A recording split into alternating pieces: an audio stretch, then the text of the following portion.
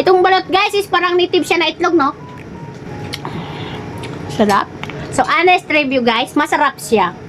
Masarap na masarap. Nakadalawa na ako. Buti guys, naka-record ako dito. Kasi hindi pala napindot dito, di ba? Syunga-syunga. So, take to guys kasi hindi ako naka-review. Yung naka-video. Honest review. Try nyo. Lagyan natin. Meron siyang sabaw. Maanghang siya sa loob.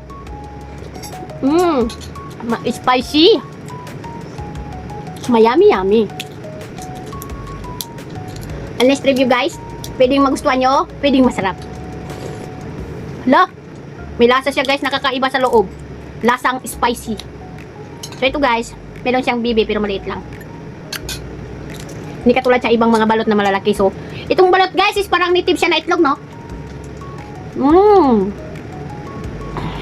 Sarap.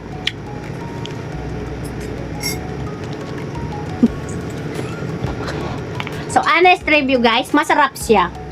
Masarap na masarap. Nakadalawa na ako. Wala siyang bibi, oh.